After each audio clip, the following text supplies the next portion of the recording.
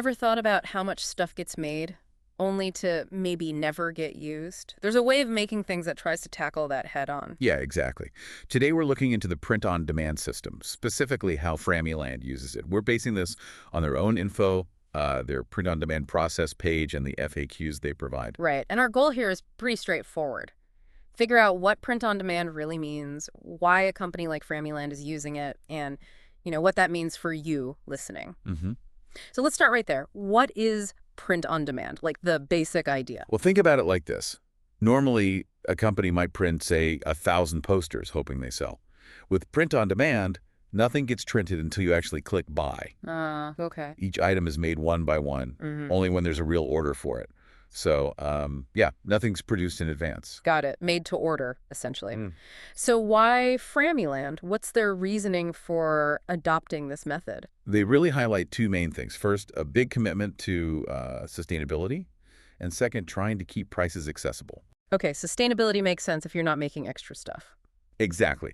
By only producing what people actually order, they cut way down on potential waste from overstock.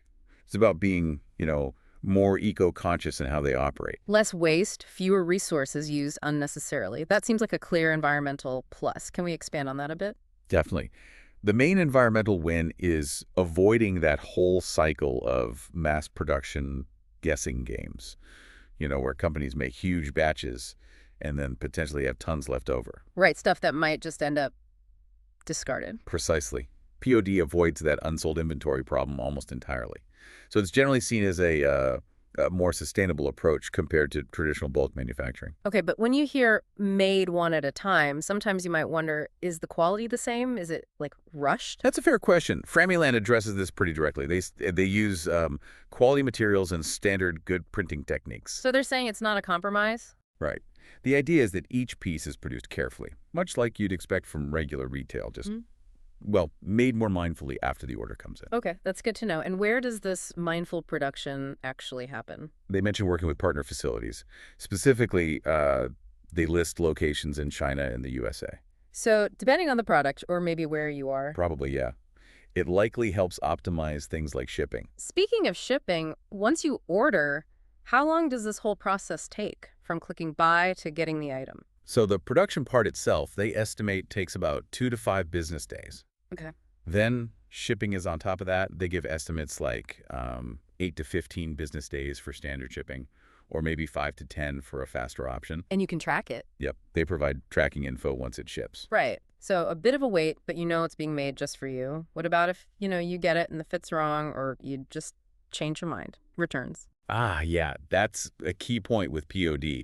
Because each item is custom made for that specific order, they generally can't take returns or do exchanges just for sizing issues or, if you decide you don't like it after all. That makes sense, given the model. But, and this is important, if the item arrives damaged or if it's the wrong item entirely, they absolutely want you to reach out to their support team to get it sorted. Okay, so issues with the product itself, they handle. Just not changes of heart. Understood. Now, is everything from Frammy Land made this way? Almost everything, but not quite.